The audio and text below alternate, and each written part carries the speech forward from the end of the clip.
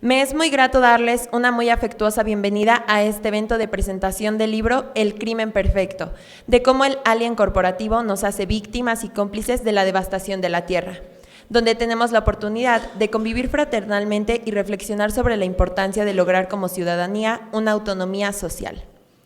Agradecemos la presencia de la maestra Mónica Molina Becker en representación de nuestro director académico, el maestro José Rodrigo Ceguera López, quien preside este evento, de nuestros ponentes del día de hoy, que serán presentados en un momento más, de todos nuestros estudiantes, directivos, jefes de carrera, docentes, colaboradores y público en general que hoy nos acompañan.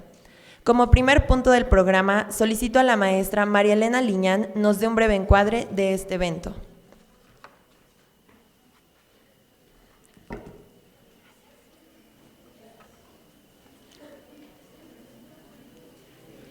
Bueno, buenas tardes a todos. Es un gusto ver este auditorio lleno con esta temática tan fundamental e importante que hoy nos ocupa. Un saludo afectuoso a todos los presentes. Agradecemos la presencia de la maestra Mónica Molina en representación de nuestro director académico, el maestro José Rodrigo Ceguera López. Agradecemos muy especialmente al doctor Luis Tamayo Pérez, autor del libro El crimen perfecto, que nos presentará el día de hoy, y a Abril Ruiz Lorenzo, estudiante del 8º semestre de Psicología de nuestra universidad, que comentará desde la mirada de los jóvenes el libro que hoy nos presenta el doctor Tamayo.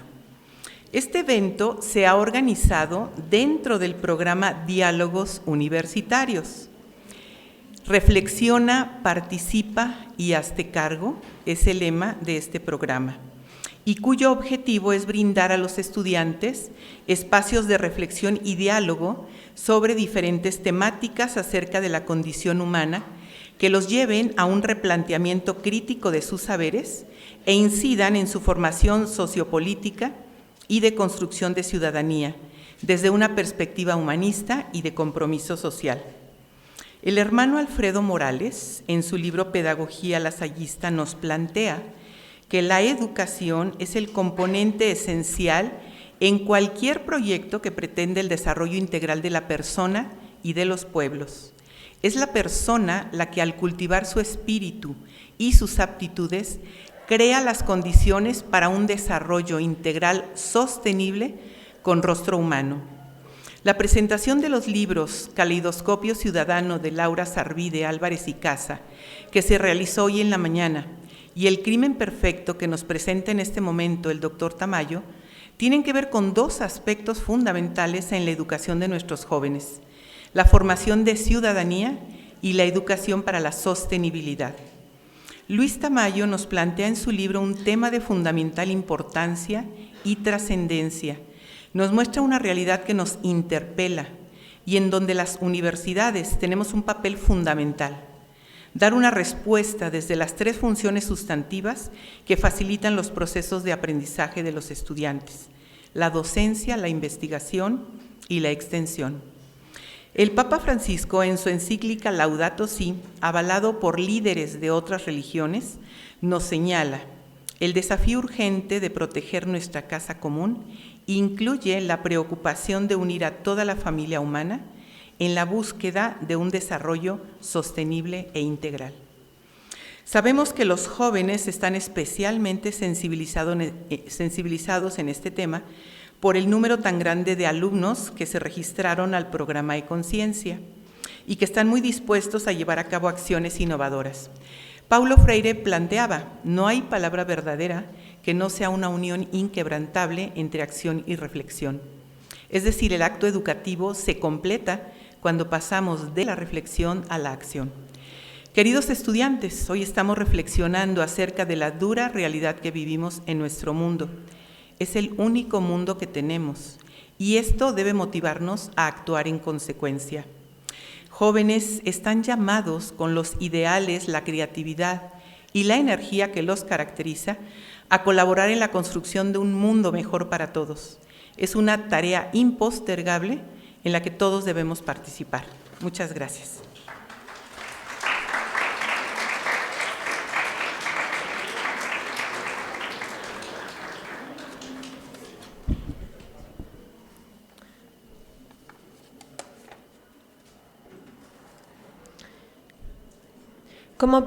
Agradecemos a la maestra Liñán por sus palabras y solicitamos la presencia de la maestra Mónica Molina Baker para que nos brinde un mensaje.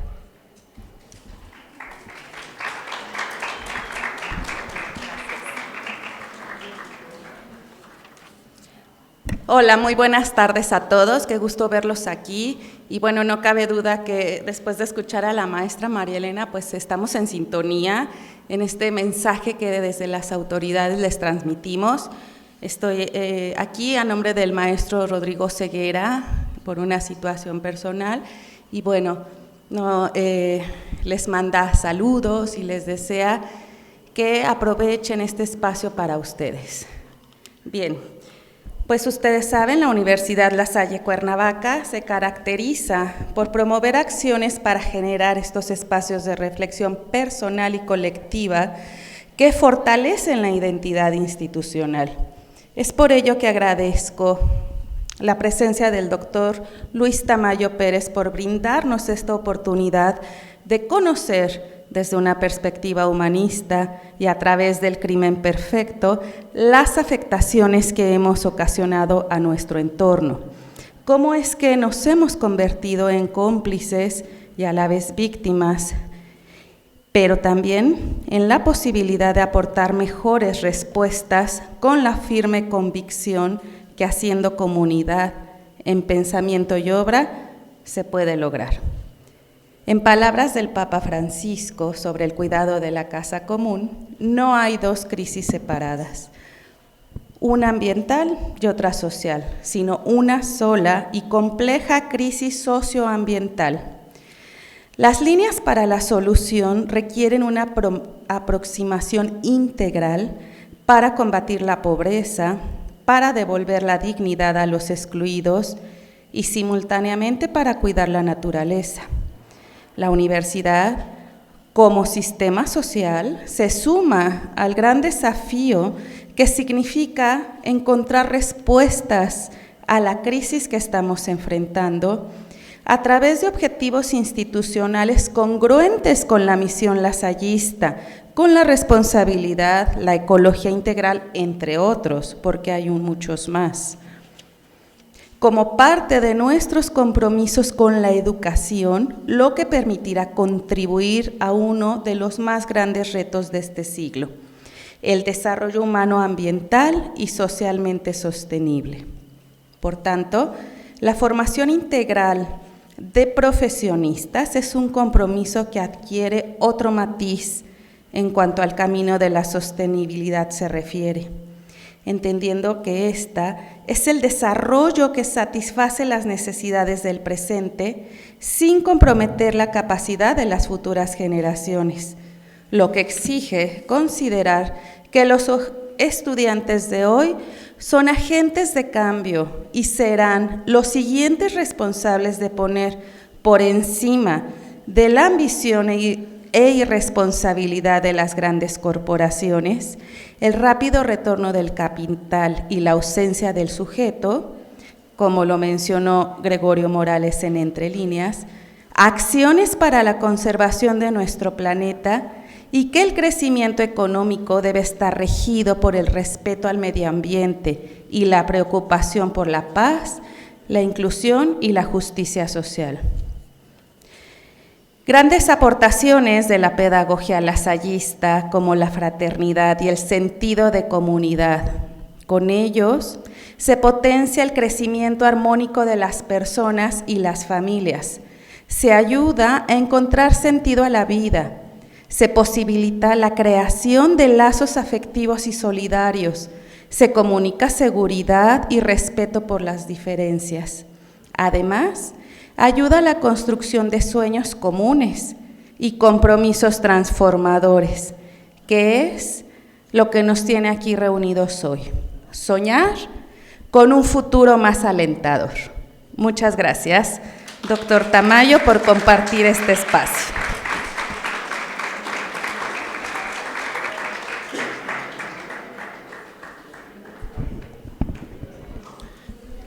Muchas gracias, maestra Mónica Molina, por este valioso mensaje.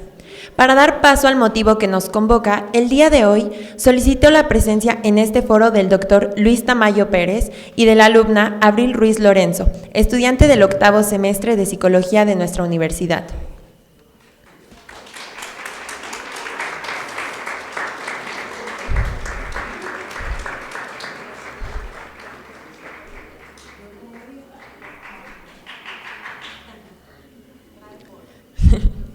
Me permitiré dar lectura a una breve semblanza curricular del doctor Tamayo.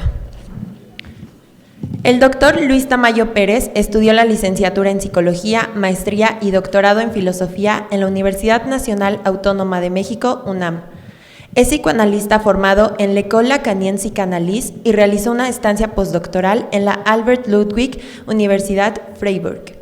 Es miembro del Taller de Investigaciones Psicoanalíticas de la Unión de Científicos Comprometidos con la Sociedad, la Heidegger Gesellschaft y la Klimaret. Es miembro del Sistema Nacional de Investigadores, SIN, nivel 2. Ha sido excoordinador del CCDS Morelos, de la Semarnat y expresidente del Consejo Consultivo Estatal para el Desarrollo Sustentable, CCEDS Morelos. Ha sido profesor invitado en innumerables universidades mexicanas, así como en España, Francia y Alemania. Fue rector del Colegio Morelos. Es docente de la maestría en psicoterapia dinámica de nuestra universidad. Y desde marzo de 2023 fue admitido en Emprunt Psychanalytique, un grupo psicoanalítico con sede en París. Es autor de múltiples libros, entre ellos La locura, Aprender a decrecer, Miradas del mundo futuro, Aprender a decrecer 2, editado por la Universidad La Salle Cuernavaca y el Colegio de Morelos, El semáforo de las causas perdidas, Aprender a decrecer 3, Librándonos del alien corporativo, y el libro que presenta hoy, El crimen perfecto, de cómo el alien corporativo nos ha hecho víctimas y cómplices de la devastación de la Tierra.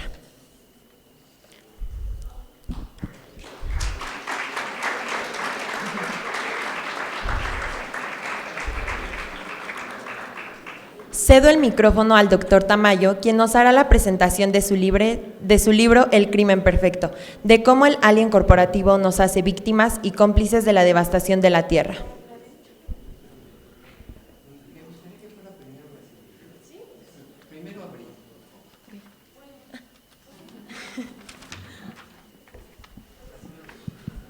Bueno, creo que ya está aprendido. Comenzará la alumna Abril Ruiz Lorenzo en esta conferencia. Bueno, pues buenas tardes. Primero que nada, agradecer mucho el espacio para que un estudiante esté aquí arriba compartiendo sus opiniones. Es un gusto estar hablando de esta temática que el texto aborda, que el doctor después va a ir a profundidad respecto a ello, pero que es una temática que, según diferentes autores, autoras y desde una inferencia propia, es la problemática más desafiante a la que nos vamos a enfrentar, no solo en este siglo, sino a nivel historia de la humanidad. Entonces es un gusto estar dialogando con este texto, dialogando con el doctor, con el autor y con todos aquí presentes también. Entonces, gracias por ese espacio. Voy a estar atendiendo un poco a mis notas, pero también pues, dialogando con ustedes. Para mí es importante este espacio porque yo comencé mi activismo medioambiental hace 5 años, justamente a partir de la lectura de un texto del doctor Tamayo, Aprender a decrecer, lo mencionaron. Para mí fue como inevitable vincularme con este tipo de acciones porque considero que algo que tienen en común los textos del doctor Tamayo son esta invitación y hasta diría empuje a movilizarte.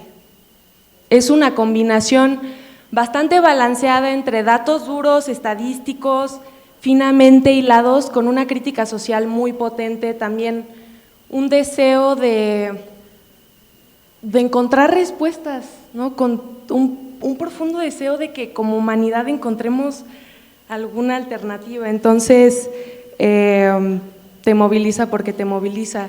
Y no les miento, no es fácil, creo que todos y todas hemos estado expuestos a datos respecto a la crisis socioambiental Y duele, o sea, no es fácil despertar, no es fácil ver que el colapso civilizatorio es inevitable, ¿no? Pero hoy en día veo algo que quizá a mis 17 años, ¿no?, que fue cuando les comento que leí Aprender a decrecer, que es que solamente a partir de crisis profundas, y esta es una crisis grande, es que quizás pueden haber cambios importantes y que podemos renacer como sociedad, como individuos, repensarnos, replantearnos nuestro quehacer. Entonces, pues una ventana de oportunidad veo en esta crisis tan profunda. Pensar en este aspecto creo que vale mucho la pena porque entiendo que muchas veces cuando pensamos en crisis medioambiental pensamos, bueno, nada más lo que ocurre en la externalidad, en lo que consideramos naturaleza, que muchas veces nos vemos muy ajenos a ella, que la devastación de hábitats, la escasez de recursos, etcétera. Pero, como lo decía la maestra María Elena, pensar que la crisis no nada más es natural o ambiental, sino también social, y que todas estas estructuras sistémicas están relacionadas. Pensemos en otras luchas sociales por lo que luchan, no sé, podemos pensar en el ecofeminismo, que es esta intersección entre la lucha feminista y la lucha medioambiental, porque supongo que también el doctor adentrará en este tema. El sistema capitalista neoliberal también es un sistema patriarcal, entonces hay cuestiones en común de sistemas diferentes, profundamente injustos y que hacen pasar por situaciones muy dolorosas a seres y a personas. Entonces, pensar en que podemos replantearnos esto, al menos para mí es un poco esperanzador. En fin, esto nos lleva, y el libro bien lo ilustra, a una invitación a ponernos un saco radical, a radicalizarnos. Y sé que esa palabra puede asustar muchas veces porque podemos pensar la radicalización como un no voy a añadir nada nuevo a mi pensamiento, solo eso, ¿no? Pero también una propuesta que yo incorporo mucho a mi activismo, porque ser activista duele y es cansado y te puede llevar al burnout, y también desde lo que estudio psicología. Entonces creo que una propuesta que me conmueve mucho es integrar la suavidad, el cuidar nuestra sensibilidad, tenernos paciencia y acompañarnos mutuamente, que creo que es algo que también se toca mucho en el texto, la maravilla de que el consuelo y la solución esté en la comunidad, en la solidaridad, en el acompañarnos. Como les digo, no es fácil despertar, entonces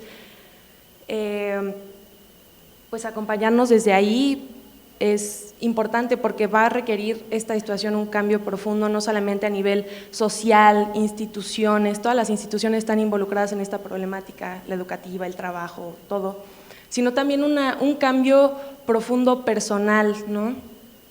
Y para estar preparados para cambios profundos tenemos que acompañarnos. Entonces, ese es un punto. Este texto nos invita, como les comento, desde actividades cotidianas como el trabajo y la educación, algo que pensamos que es cotidiano pero realmente es muy importante, nos invita también a replantearnos desde ahí a algo que me parece muy conmovedor también, a repensar cómo trabajamos, cómo estudiamos.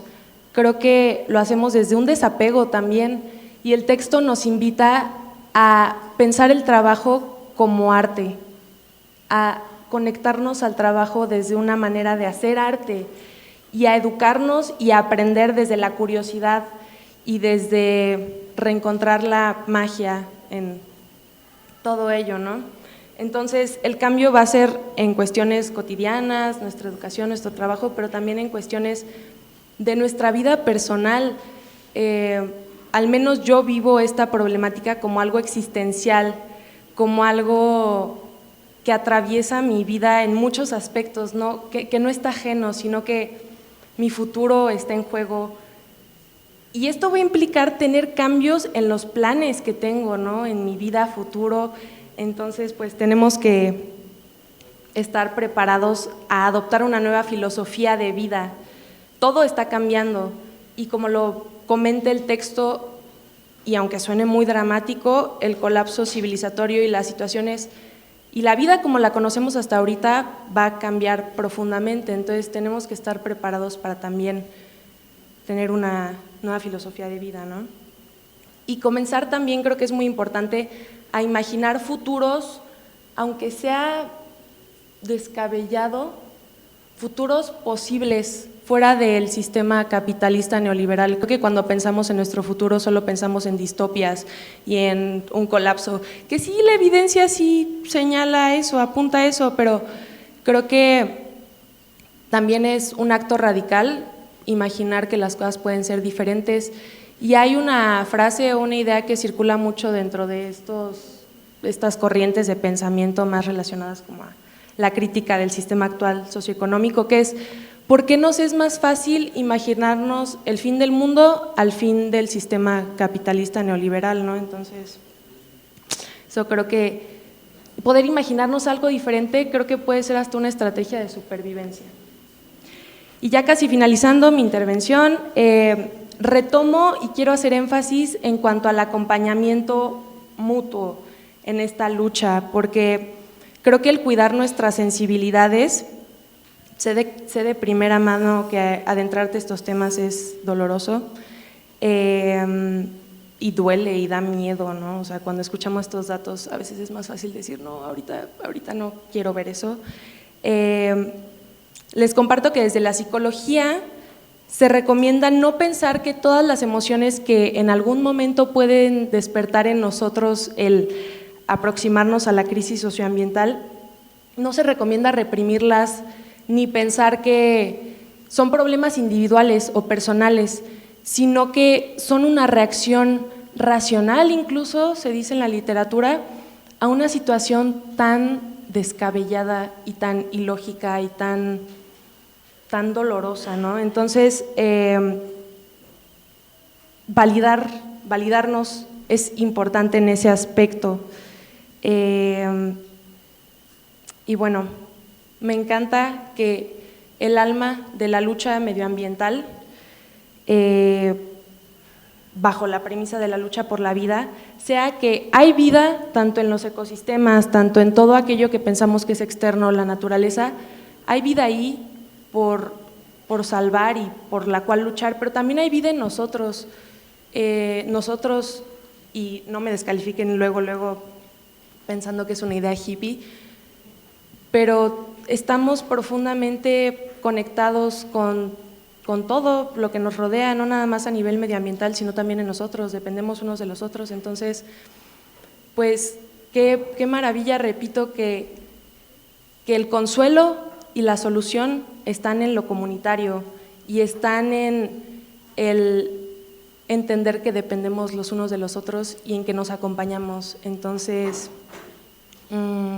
espero que así sea, que el cuidado y el amor estén en el centro de esta lucha, y espero que podamos desconectar la máquina alienígena corporativista de la cual usted va a hablar, sin que nosotros nos vayamos junto con ella. Espero que el colapso civilizatorio sea de esta sociedad profundamente injusta, extractivista, explotadora. Espero que el colapso sea de eso y que no nos vayamos junto con ella. Y creo que está en nosotros, está en informarnos, en no tan rápidamente ignorar estos temas porque nos implican, o sea, realmente es nuestra existencia la que está en juego. Entonces, y se puede hacer algo desde la carrera de la que vengan, desde el área de conocimiento en la que estén, se puede hacer algo importante y tenemos que trabajar pues juntos, ¿no? Entonces, espero que así sea y ya.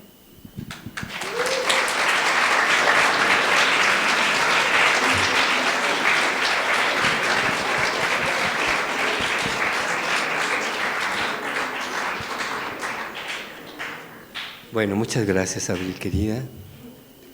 Obviamente muchas gracias a las autoridades de la universidad. Acabo de estar con el rector y con su esposa, con María Elena Liñán. Gracias a la maestra Molina, que ya se fue, por permitirme estar con ustedes. Obviamente les agradezco su presencia. Yo sé que están un poquito forzados, lo cual no me encanta, pero tampoco me molesta mucho.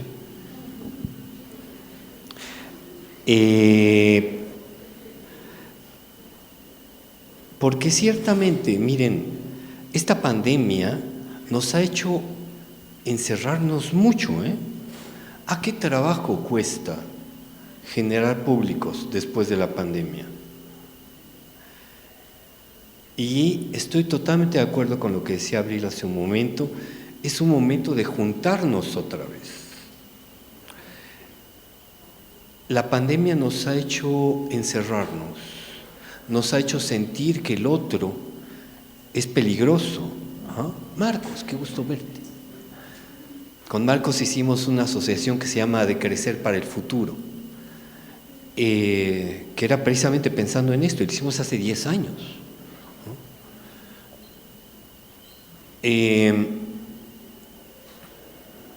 Entonces,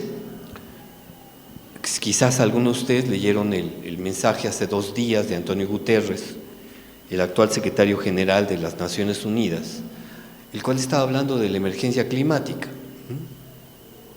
Lo viene gritando desde que tomó las riendas de las Naciones Unidas.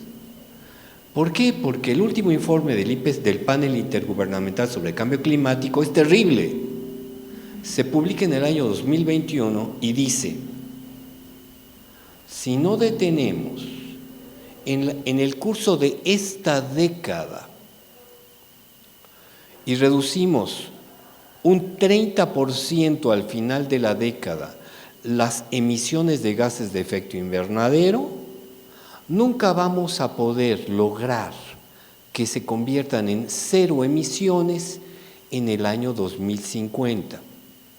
Porque si no lo logramos, los efectos van a ser inerciales y lo que se va a producir es un colapso de la civilización humana y de muchos otros ecosistemas antes del fin del siglo. Quizás algunos de ustedes vieron la película 10 Billions.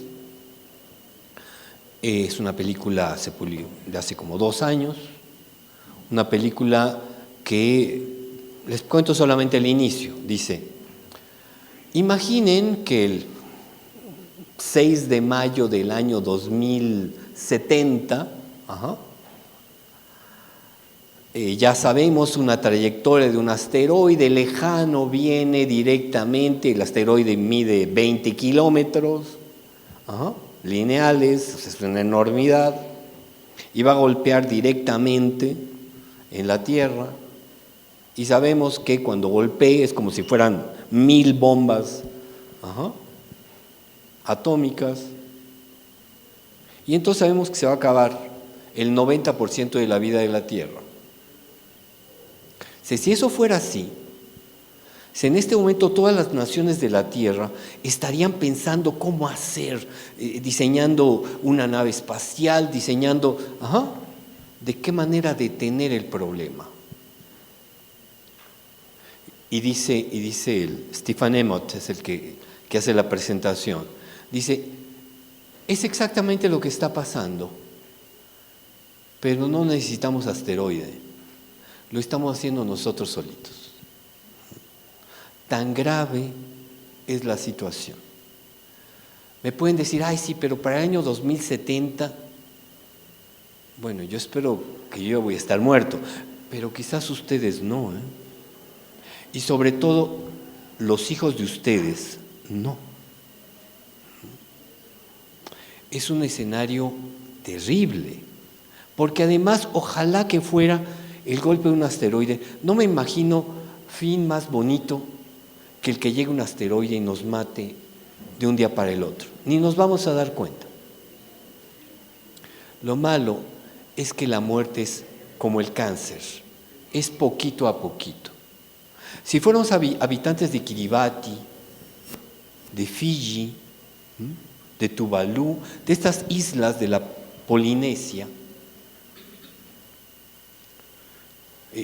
ahorita ya tendríamos el agua a 1 metro de la tierra el agua de mar. Y por tanto, olvídense de las cosechas, olvídese de las fuentes de agua, ¿no?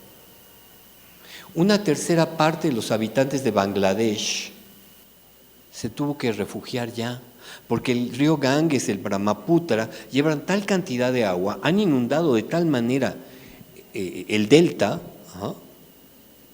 que la gente ya se tiene que ir. En este momento ingresan 2,000 personas diariamente a la capital de Bangladesh, en Dhaka. 2,000 personas. Es una barbaridad. El colapso civilizatorio ya comenzó. No nos hemos dado cuenta, porque estamos en un lugar bastante privilegiado. Estamos en un altiplano, 1.800 metros sobre el nivel del mar. ¿Sí? Si se derrite el glaciar Thwaites, este que está en la Antártida, solamente derritiéndose ese glaciar, aumenta el nivel del mar entre 2 y 3 metros en toda la Tierra. Solo ese glaciar.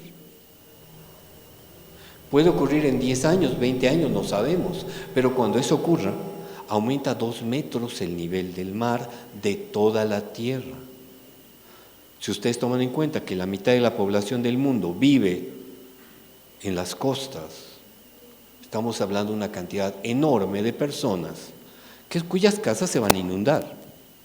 Pregunta, ¿a dónde se van a ir? ¿Se van a morir ahogados? No, las inundaciones, ojalá fuera así. Ojalá se ahogaran todos. No, se van a ir hacia las zonas altas. ¿Qué vamos a hacer aquí? Con todos los habitantes de Veracruz, de Ciudad Madero, de Ciudad Victoria, de toda la península de Yucatán. ¿Qué vamos a hacer con tanto yucateco, campechano y de Quintana Roo? Aquí, porque van a estar aquí, ¿eh? ¿Qué trabajo les vamos a dar? ¿Qué esquemas de solidaridad vamos a tener para poder albergarlos, para poder apoyarlos?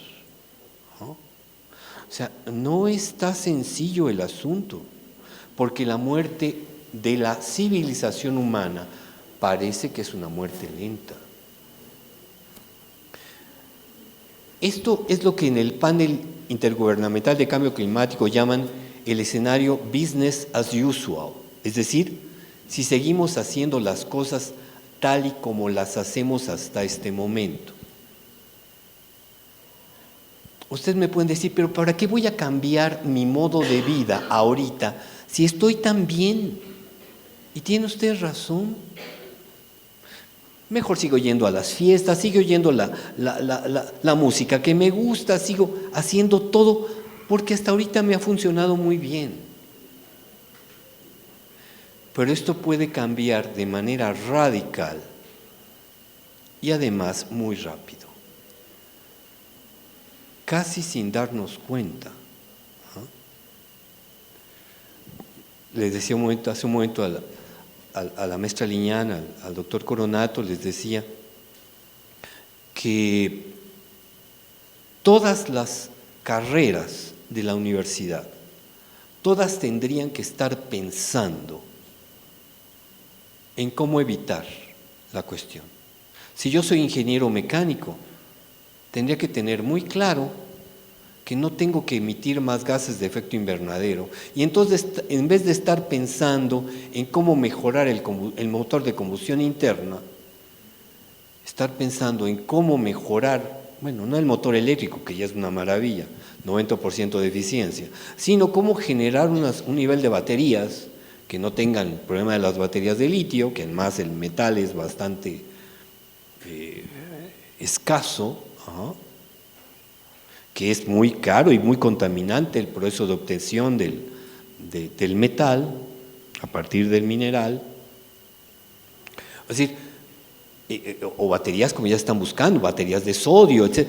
Tendría que estar buscando otras maneras. Necesito que todo el mundo tenga en la cabeza el cómo generar una civilización con emisión cero, porque eso necesitamos en el año 2050.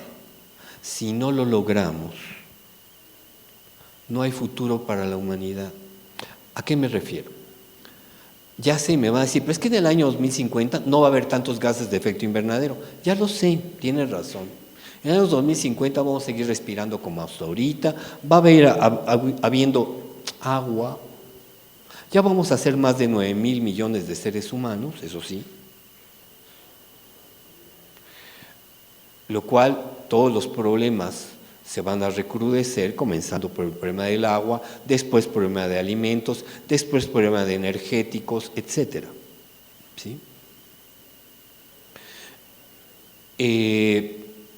Pero digamos, yo tengo un buen nivel de vida, voy a seguir viviendo suficientemente bien, pero la cantidad de gases de efecto invernadero que habremos lanzado a la atmósfera va a ser tal que por más que hagamos después, no va a valer de nada. Si en el año 2051 decimos, ahora sí ya, pongámonos la cachucha de la sostenibilidad, y entonces 0 emisiones, ya no se puede hacer nada. Porque una molécula de CO2 en las capas altas de la atmósfera mantiene su poder sobrecalentador durante 500 años con un 80% de su poder. La molécula que la primera máquina de vapor al quemar carbón y mover la turbinita, que se diseñó para sacar agua de las minas de carbón, de las minas inglesas, que se hizo quemando carbón, la primera de esas moléculas va a seguir activa con un 80% de su fuerza de sobrecalentamiento de la Tierra en el año 2250. Tan terrible es el CO2. En este momento, hacerme mi carnita asada es un crimen, tanto como subirme a mi coche. O peor, comerme un rico filete de vaca, porque la vaca genera metano, el cual es 28 veces más generador de sobrecalentamiento que el CO2. Es decir, Greta Thunberg lo decía muy bien en una presentación que hizo hace como 4 años, decía, yo no quiero que me den esperanza, no me den esperanza. Quiero que tengan pánico, quiero que tengan el mismo pánico que yo tengo. ¿Sí? Hay algo muy interesante, hay un libro que les recomiendo mucho la lectura, se publicó en octubre del año pasado, se llama Air for All, Tierra para Todos. Los autores son un grupo que quizás algunos de ustedes han leído, de un libro famoso del año 72 que se llama The Limits to Growth, los límites del crecimiento o al crecimiento. El mismo Club de Roma se ha renovado, solamente sigue ahí Jorgen Randers, pero se ha renovado los integrantes del Club de Roma y publicaron ahora este libro, Tierra para Todos. En este libro tiene un capítulo que se llama, el tercer capítulo se llama El empoderamiento de las mujeres. ¿Por qué hablan del empoderamiento? ¿Qué tiene que ver empoderar a las mujeres? Se dieron cuenta de que las mujeres, por alguna razón, quizás por este asunto de que pueden llegar a ser madres, cuando a una mujer se le da dinero, y esto ya hay experimentos, en una comunidad dicen, a esta comunidad le voy a dar, 1,000 euros mensuales a todos los hombres, y a esta comunidad le voy a dar 1,000 euros mensuales a todas las mujeres. La comunidad que le di a los hombres, los table dance, los bares funcionan maravilloso. En los que le di a las mujeres, toda la comunidad mejora. ¿Qué pasó ahí? Simplemente que las mujeres se preocupan por la especie, se preocupan por sus hijos, por la descendencia. Y se dieron cuenta los del libro. Déjenme contarles cómo se crea este libro. Desde el libro Los límites del crecimiento, imagínense que tiene un grupo de científicos, tanto sociales como científicos de ciencias exactas. Y entonces se preguntan, ¿cómo va a ser la humanidad que viene?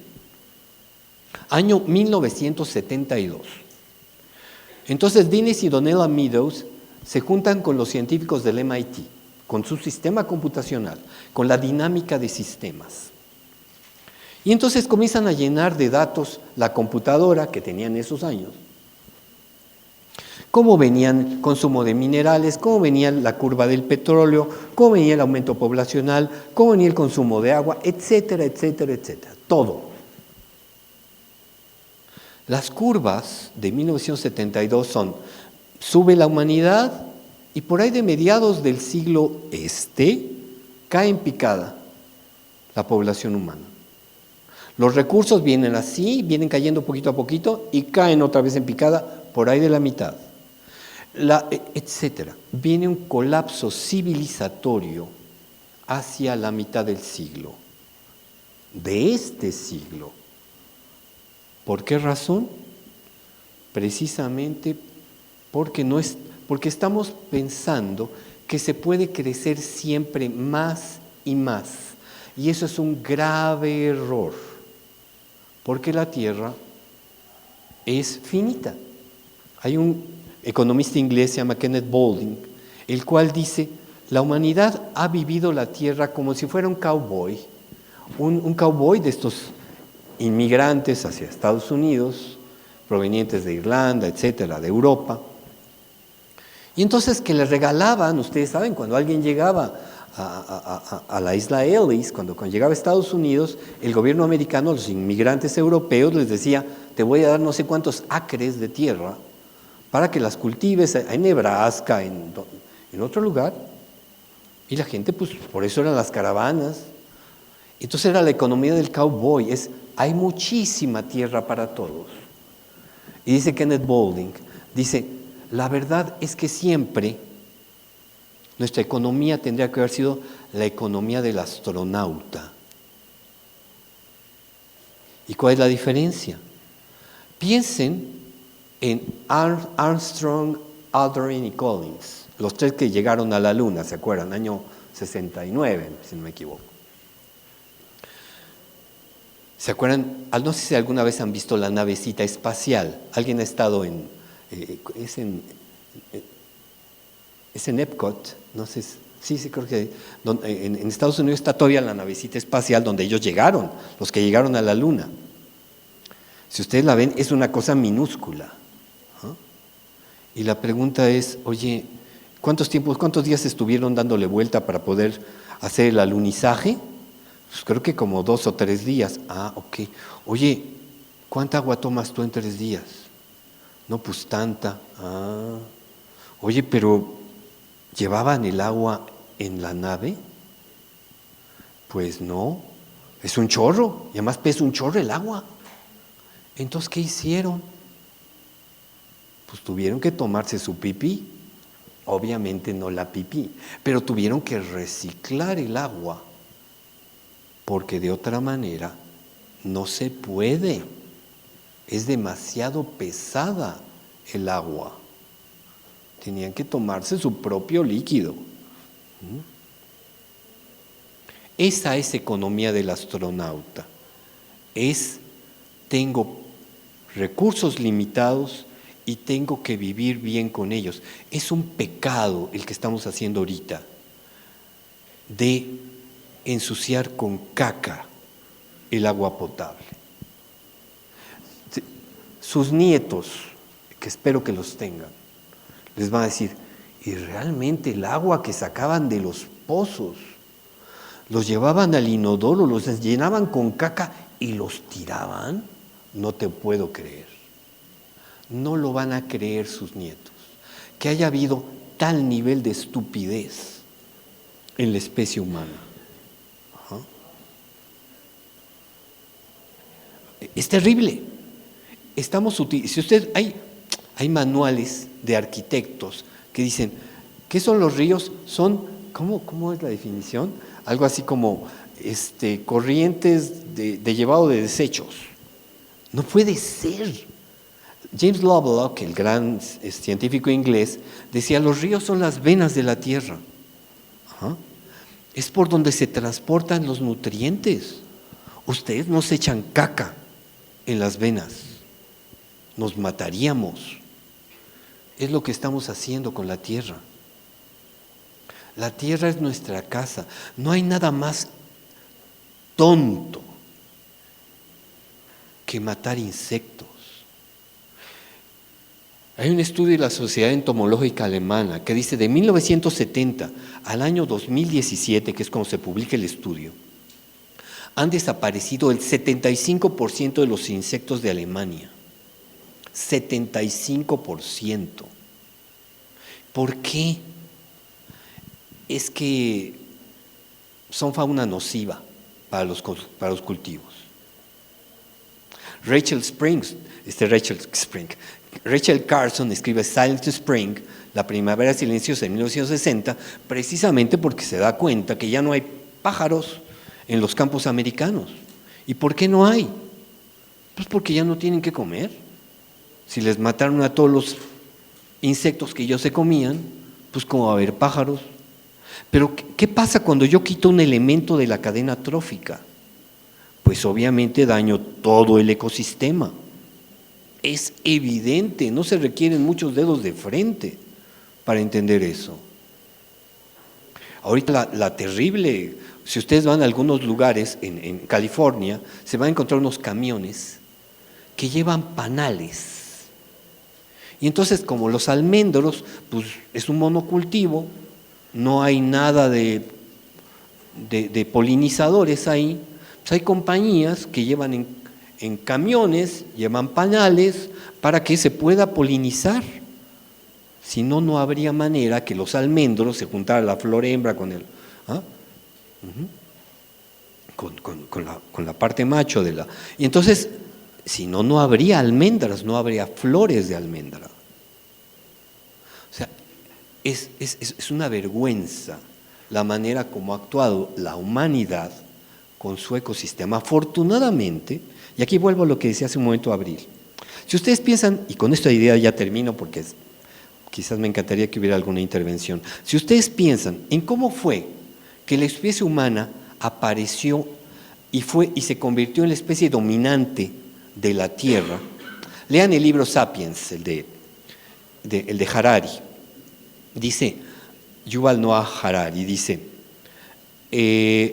imaginen que tenemos un arbolito y tenemos un grupo de changuitos que viven en los árboles. Y había uno que era más mencito que los demás, se lo fregaron y lo obligaron a bajarse. ¿Por qué? ¿Por qué no se querían bajar los demás? Pues porque abajo es donde estaban los tigres, los leones, los lobos, etcétera. Y pues bajarse del árbol pues era que se lo comieran los otros. Pues no se querían bajar, pero había uno que era más mencito que los demás, le pegaron y lo obligaron a bajarse. A la mayoría pues se los comieron los depredadores. Pero hubo unos poquitos que tenían una capacidad, que era precisamente la cooperación. Que por alguna razón fueron capaces de cooperar entre ellos. ¿Y qué quiere decir cooperar? Que tenían también ciertos indicios de un lenguaje que les permitía actuar de manera coordinada. ¿Sí? Y entonces, a ver, si ustedes yo les digo, agarren esa gallina que está ahí en cielo abierto, a ver, agárrala para comértela, tú solito. ¿Lo han intentado alguna vez? Bueno, inténtenlo. Y después de 4 horas de que no la hayan podido agarrar, me dicen, porque son increíbles. No, pero es que no vuela, ya sé que no vuela, pero uno se le echa encima y no sé cómo le hace, pero ya está allá. Y uno se lanza allá y ya no, o sea, es increíble, una maldita gallina. No hablemos de un búfalo, no hablemos de un impala. No, hombre, nada más de ver el búfalo ni me quiero acercar. ¿Sí? Pero si somos tres seres humanos, ya agarré gallina, seguro. 2 la acorralan y el otro la agarró. No hay problema, está fregada. La cooperación es clave. ¿Qué ha pasado en nuestro mundo? En nuestro mundo se privilegia la competencia, no la cooperación. Tenemos que ser el número uno. ¿Qué pasa con la solidaridad? ¿Qué pasa con la tolerancia al otro? Se pierden. Basta con que yo esté bien, con que yo esté perdido en mi TikTok, en mi telefonito, y ya, tengo toda la verdad del mundo. ¿Ah? ¿Sí? Es patético. Hemos perdido el principal valor de la humanidad que nos hizo ser exitosos en la tierra. Y lo más padre de esto es que hay una serie de culturas originarias que todavía lo mantuvieron.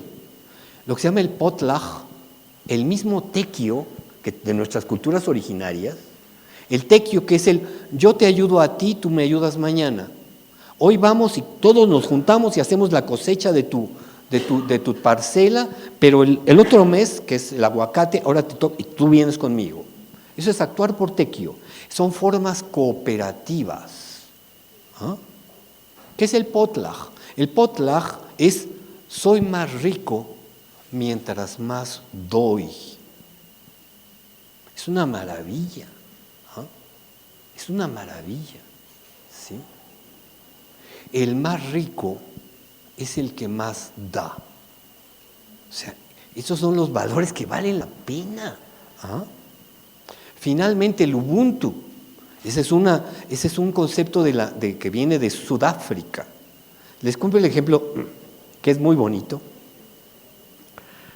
Esta narración, yo no sé si sea cierta, la narran los libros, que es que una vez llegó un antropólogo a esa región entre Sudáfrica y Zimbabue, en la frontera, y entonces llega y le dice a un grupo de niños, les dice, era un europeo, y les dice, bueno, les traje dulces de Europa, entonces para que los conozcan, vamos a hacer una carrera. Entonces puso los dulces, no sé, en un árbol a 300 metros, y dijo, voy a contar de 1 a 3, y cuando llegue, el que llegue primero, los dulces son de él. Entonces dice, 1, 2, 3, y los niños se agarran de la mano y corren todos juntos. Es una belleza. ¿Ah? Y cuando él dice, oye, pero le pregunta uno de ellos, al más grande, al más fuerte, dice, oye, ¿por qué no corriste tú? Todos los dulces hubieran sido tuyos. Dice, es que yo no hubiera sido feliz si los otros no. Esos son es lo que vale la pena. Tenemos que recuperar eso si queremos seguir siendo humanos. Y por tanto detener este crimen perfecto que estamos haciendo, no solamente sobre la tierra, sino sobre nuestra propia civilización. Muchas gracias.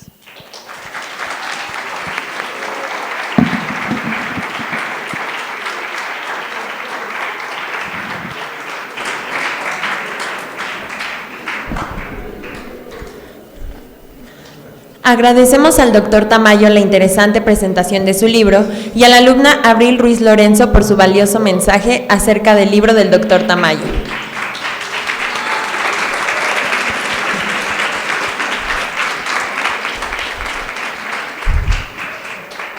En este momento pasaremos a un espacio de preguntas y respuestas a nuestro ponente. Nuestros compañeros estarán pasando el micrófono a quienes deseen participar.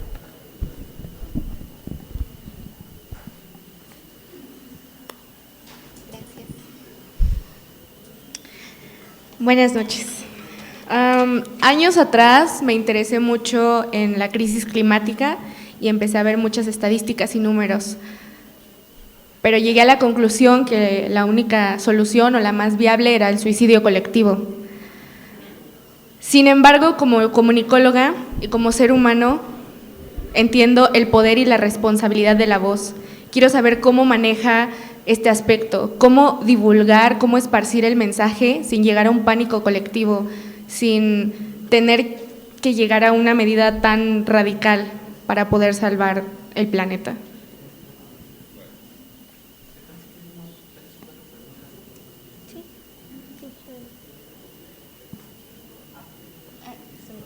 O sea, que se comenten todas. Sí, unas 3 preguntas. Tenemos que sean 3 preguntas, ¿te parece? 3 preguntas. Ajá, que las hagan todos. Bloque de 3.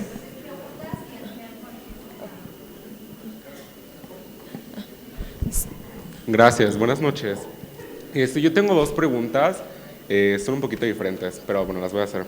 La primera habla de que no se puede crecer más como cree el ser humano, porque el planeta es finito. ¿En qué momento podemos decir que un recurso está al borde de la extinción o ya no se puede usar? Y una subpregunta de esa pregunta es, ¿por qué el planeta es finito? O sea, ¿cómo se puede medir la finidad del planeta si los recursos salen nuevamente todo el tiempo? Esa es una. Y la segunda es, ¿qué acciones podemos tomar nosotros como estudiantes, como alumnos o como humanos para contribuir al medio ambiente sin dejar nuestros privilegios? Porque yo entiendo que hay acciones como usar la bicicleta en lugar del coche, pero bueno, en Cuernavaca o en México los temas de seguridad son un poquito como gran parte de que no se puede hacer esto. Entonces, ¿como qué otras acciones podemos hacer sin dejar el privilegio? Perfecto. Muy buenas noches a todos. Yo quisiera empezar con una reflexión. La primera ley de Newton establece que todo cuerpo puede permanecer en reposo o en movimiento lineal, en tanto no haya otra fuerza que le imprima para detenerlo o para rebotarlo. Ante esta resistencia que tiene el objeto de cambiar, se le llama inercia. Mi primera pregunta: nuestro proceso nace también de un instinto de supervivencia que viene con la forma de ser vivo. Nosotros acumulamos, generamos y todo en función de la supervivencia, y esto tiene mucho antes de que fuéramos sociedad. ¿Cómo rompemos una inercia que viene desde nuestra propia creación? Esa es la primera. La segunda pregunta, que creo que también tiene que ver mucho con esto: ¿cómo se atiende esta condición de formar una condición colectiva cuando también pareciera ser que la tendencia real ante el tiempo que tenemos es o nos movemos de planeta, que se ve lejano, pero se está buscando, o buscamos esta reducción a través de políticas públicas demográficas cuando estamos diciendo que lo que buscamos es la colectividad y no la reducción? Desde ahí, ¿cómo? Gracias.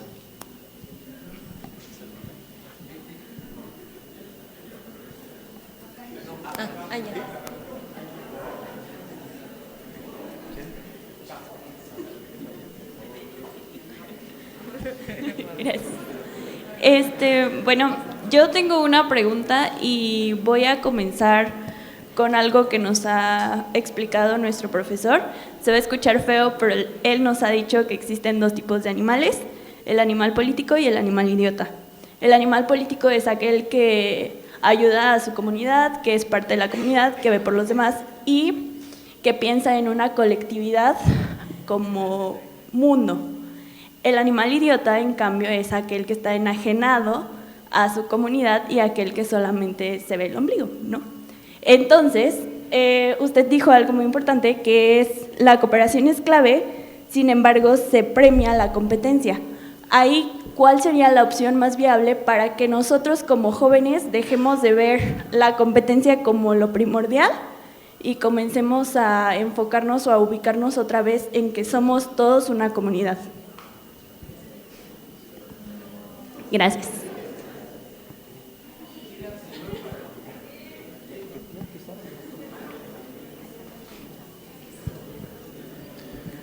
Hola, buenas noches.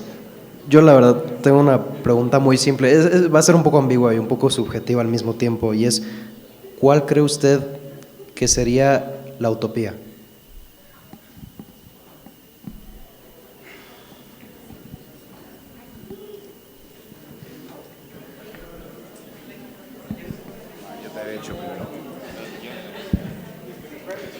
Bueno, buenas noches antes que nada. Yo como persona procuro ser alguien que cuando habla no habla a la ligera, y si da datos exactos. Procuro, no siempre, obviamente.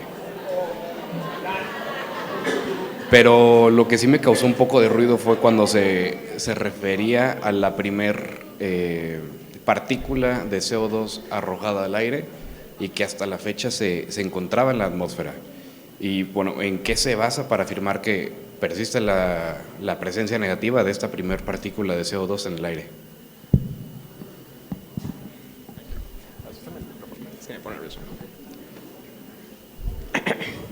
Hola, no, mi pregunta va con el término del decrecimiento, porque hablando aquí con Fer, Landa, o sea, la forma del decrecimiento es, no sé cómo decirlo, cuando estás dejando que la gente también muera poco a poco. Por ejemplo, vamos a usar menos aviones. La gente que vive del turismo va a tener menos ingresos también, por lo tanto va a tener, o sea, menos para subsistir. Entonces, cuando hablamos de crecimiento económico, significa también bienestar para las demás personas, ¿no? Por eso cuando crecemos un 2% significa que se crearon más empresas y la gente tiene un mejor salario para poder vivir. Entonces a mí me causa, no sé, una gran pregunta hablar del decrecimiento sin también dejar de hablar que la gente va a tener menos, no solamente el privilegio como lo dijeron, sino también para subsistir. El que viva del turismo se va a morir de hambre también. Nosotros, no sé, la mayoría que se mueve en carros, se le dicen que el carro contamina, no va a poder ir a trabajar. Entonces, no solamente es el privilegio que tenemos como en los teléfonos o madres así, pero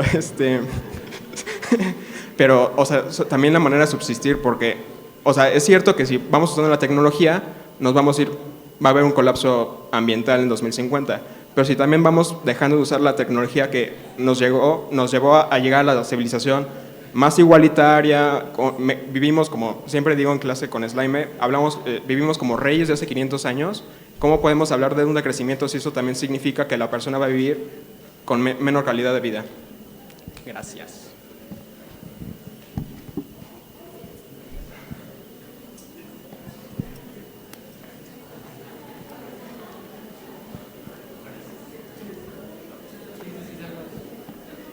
Sí. ¿Quiere decir algo, Abril? Solo es a la primera... Ay, Jules, ¿te lo pasó? Ok, solo es a la primera pregunta de... ¿Cómo te llamas? De Hannah. Y es rapidísima mi intervención, o sea, yo mencioné como esta parte de validar todo lo que sentimos cuando escuchamos estos datos que son tan fuertes, porque desde la psicología se habla de emociones como ecoparálisis, ecoansiedad, que pues, tú lo describes, ¿no? Esa sensación de decir, ok, me rebasa, mejor me suicido. Y una manera de que intentemos no llegar a ese punto es justamente no negando estas emociones y entendiendo que no eres la única persona que se siente así, y que eso hace un activismo un poco más sostenible. Tratar estas emociones, hablarlas con alguien más, si tienes el privilegio de ir a psicoterapia, intentar trabajarlo ahí, y no se van a ir porque la amenaza sigue latente, pero al menos vas a tener ciertas herramientas para que no te desborden este tipo de datos, ¿no? Es algo que yo hago y pues no sé, no me siento tan mal todo el tiempo, pero bueno, ya. Bueno, primero comienzo por la intervención del compañero porque a mí también me gusta que los datos sean muy precisos. Necesitamos mucha precisión en estas cosas, porque el gran problema es hablar a la ligera. Si uno habla a la ligera, deja de tener credibilidad. Entonces es muy importante ser precisos. El dato respecto a la permanencia del CO2 en las capas altas de la atmósfera se encuentra en el AR5, en el informe número 5, Annual Report 5, del Panel Intergubernamental sobre Cambio Climático. Este fue publicado en el año 2000, se publicó el sumario para policymakers, para los tomadores de decisiones, se publicó en 2013. Ya el informe completo se publicó hasta el 2015. Ahí fue donde yo lo leí la primera vez. Si quiere datos así, exactamente el estudio donde viene, le voy a rogar que nos acompañe el próximo 19 de abril. ¿Es miércoles, Berito? ¿Te puedes fijar si es miércoles? Miércoles 19 de abril.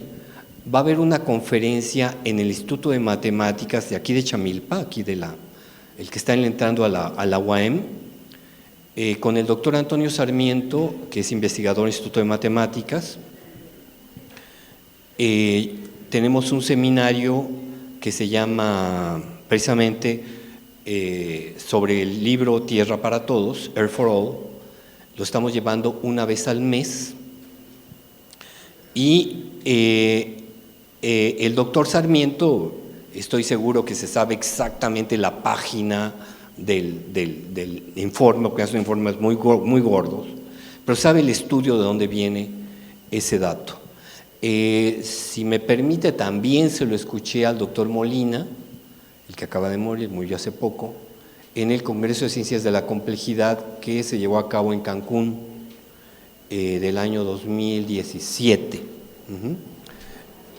Porque el estudio de química atmosférica es algo que llama mucho la atención y de hecho fueron ellos, fueron Sherwood y Mario Molina los que se dan cuenta del aumento del ozono, de la pérdida del ozono en las capas altas de la atmósfera por los clorofluorocarbonos. Son de los primeros que se dan cuenta de esto, pero también se dieron cuenta al estudio de la química atmosférica de cómo el CO2, a ver, pongo el ejemplo, el CO2 es mucho peor que el metano. A pesar de que el metano es 28 veces más sobrecalentador, la permanencia del metano en las capas altas de la atmósfera es muy corta.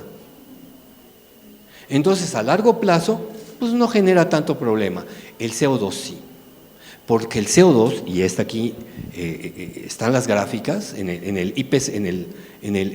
texto del IPCC, después de 500 años es 80, o sea, la curva sube la curva de sobrecalentamiento de manera inmediata y se mantiene prácticamente así, y después de 500 años apenas se bajó un 20%. Esa es la curva, ¿no? Pero por favor, lo esperamos el 19 de abril, ahí en la sala de seminarios del Instituto de Matemáticas de la UNAM, y ahí yo no soy un científico de ciencia dura, yo estudié un poquito de química, y por eso no me defiendo un poco, pero ahí hay científicos mucho más serios que yo, y estoy seguro que les van a contestar de manera mucho más precisa. ¿Sale? Bueno, entonces, la manera que te dijo Abril para evitar el pánico, estoy de acuerdo.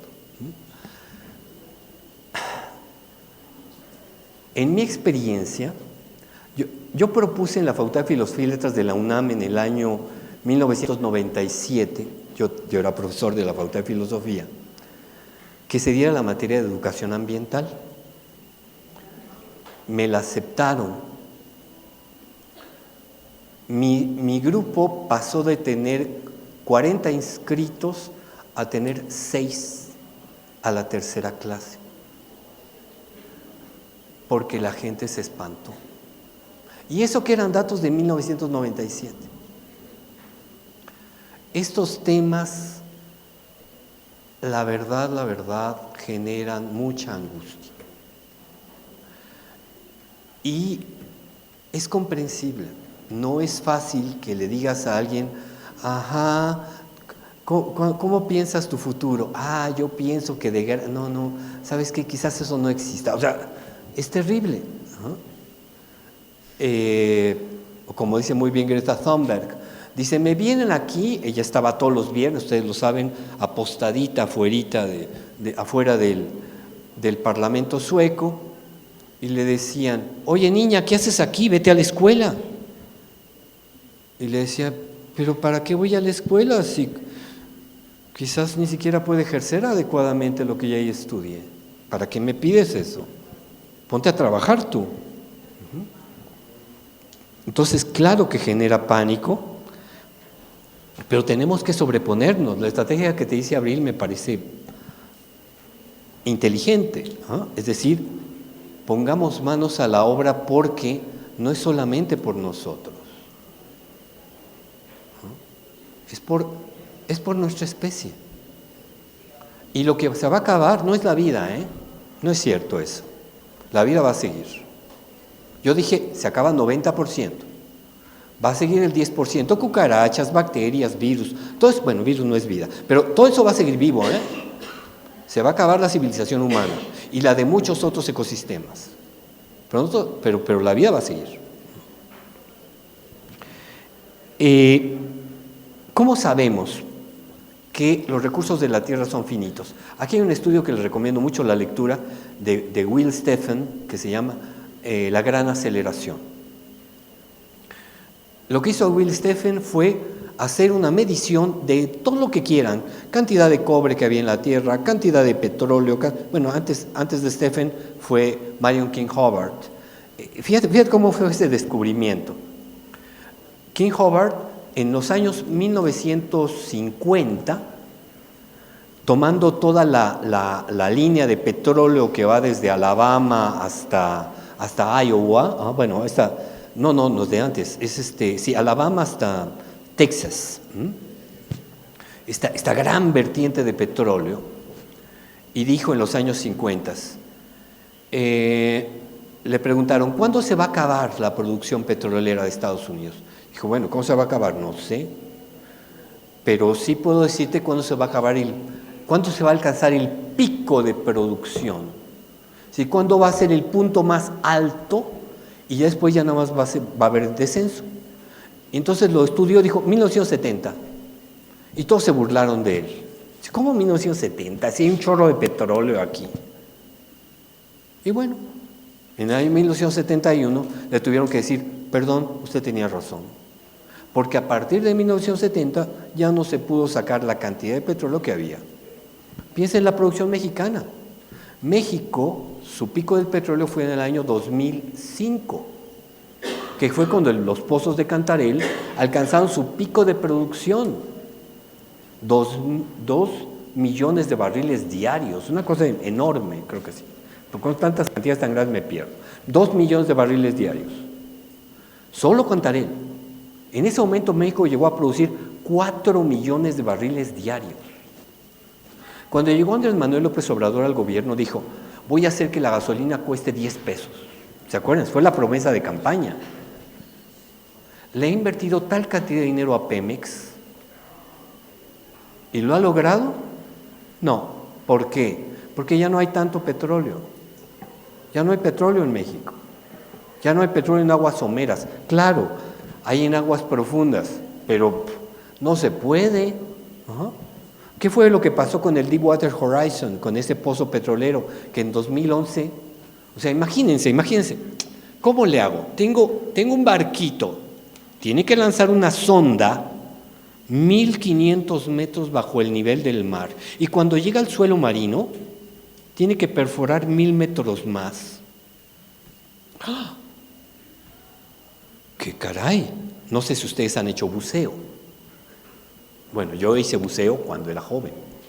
Llegué a bajar 30 metros y estoy muy orgulloso de eso. Estoy hablando de 1500 metros. Cuando eso se rompió, se liberó, es el mayor desastre petrolero de toda la historia, porque no había manera de bajar no personas, submarinos que arreglaran lo de abajo, no se podía. Se perdió tal cantidad de petróleo. Es que no se puede, o sea, no se puede. Entonces, claro que los recursos son finitos. Y ahí está el estudio de Will Steffen, busca, la gran aceleración. Y no solamente uno, son un chorro de recursos los que tienen los días contados. Y también, ¿cómo nos damos cuenta de eso? Simplemente, oferta y demanda. ¿Cuánto cuesta el cobre ahorita respecto a hace 10 años? ¿Por qué? Pues simplemente porque a veces es más escaso. Como es más escaso, pues cada vez pagan más por él. Simple. Y por cierto, no hay otro planeta. Piensen la cantidad, ¿saben la cantidad de energía, la cantidad de petróleo, bueno, de derivados del petróleo, y de hidrógeno, porque además se utilizó hidrógeno, para sacar una nave de la gravitación terrestre, para sacar a 3 changuitos, Armstrong, Aldrin y Collins, 3 desgraciados nada más. O sea, pensar, cuando dicen, es que vamos a colonizar Marte. ¿Vamos? ¿Cuántos? Los demás ya nos morimos aquí.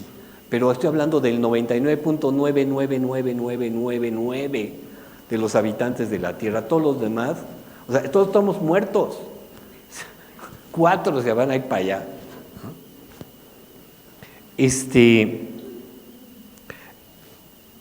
¿Cómo detenemos una inercia? Miren, una cosa muy importante. ¿Se puede detener? Claro que ¿Por qué puedo decir que se puede detener? Porque no existía antes. ¿Cuándo inventamos la revolución industrial? A ver, ¿cómo fue que nos fregamos el planeta? Bien simple. ¿Fue la humanidad? No necesariamente. La humanidad durante 35,000 años no le hizo nada a la Tierra. Estoy hablando de todos los años y milenios en los cuales no hubo ni siquiera escritura entre los humanos. Hubo milenios y milenios y milenios que los humanos eran tan buenos con la Tierra como los gorilas, las hormigas, etc. No hacían ningún daño a la Tierra. Nace Cristo, todo muy bien, y llega el año 1750. ¿Qué pasó en esos años?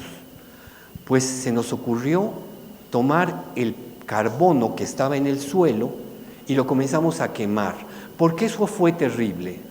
Porque para generar vida, la Tierra tomó el carbono atmosférico, lo incorporó a las plantas y lo fue enterrando en la Tierra y liberando oxígeno, que es la famosa fotosíntesis. ¿Qué hizo el ser humano en 1750? Tomó el carbono de la Tierra y lo lanzó a la atmósfera. Estamos acabando con la Tierra porque hicimos el mecanismo exactamente inverso que hizo la Tierra para generar la vida. Es por eso que estamos acabando con la vida. Entonces, sí, claro que importa. Entonces, si revertimos la revolución industrial por lo que se llama la revolución biomimética, y por favor lean el libro Biomímesis, Biomimicry, de Janine Benyus, si cambiamos la revolución industrial por la revolución biomimética, tenemos esperanza como humanidad. Pero tenemos que estar en sintonía y aprender de la Tierra. Las mejores soluciones para todos los problemas los tiene la naturaleza, solo hay que aprenderlos, hay que reaprender. Y eso implica necesariamente recuperar la cooperación, necesariamente. Solos no podemos, tenemos que recuperar todas las formas cooperativas, tequio, potla, ubuntu, solidaridad, amor al prójimo, todo eso. O sea, no hay de otra forma. Y sí, eso va a implicar, miren, hay un autor que yo quiero mucho, se llama Jorge Riechmann, amigo de Autónoma de Madrid, que él dice en su libro Otro fin del mundo es posible, decían los compañeros, ahí se llama el libro. Riechmann dice, el mundo va hacia el decrecimiento. Hay 2 formas de hacerlo. La primera es a la mala, es decir, sigamos gastando y gastando y gastando los recursos pensando en que, es que ¿cómo le voy a quitar el empleo a la gente? ¿Cómo voy a dejar de hacer coches si la gente necesita coches? ¿Cómo voy a hacer eso? Sigamos haciéndolo. Hay un momento en lo cual pues ya no va a haber petróleo y todos los coches que tengamos pues ya no se van a mover. ¿Y qué voy a hacer con toda esa chatarra? Pues no sé, porque no se va a poder mover porque no va a haber gasolina. Pues qué bruto fui. Pues sí, no hiciste el cambio que se requería. Eso es de crecer a la mala. O podemos adelantar el futuro y comenzar a cambiar nosotros por una vida más sencilla, pero más sostenible. Ese es un cambio que implica que no haya barbarie. ¿Por qué? Porque si yo permito que lleguen los recursos hasta el final, al final nos vamos a matar por la última gota de petróleo. y el escenario es Mad Max. ¿Ah? Ese es el escenario. Matarnos unos a otros, la barbarie. Yo espero que no lleguemos a eso, que realmente seamos seres racionales, que le hagamos caso a lo que decía Aristóteles, que seguramente ya se los dijo Slyman, ¿ah? Y que no se queden solamente con sus pesimistas, ¿ah? ¿Sí? Y que realmente actuemos de manera racional, ¿sí? Yo espero eso. Que nuestra economía también sea biomimética. Ajá. Yo pienso que se puede. Y si somos muchos los que lo pensamos, y muchos sobre todo los que actuamos en esa dirección, yo estoy seguro que podemos hacerlo.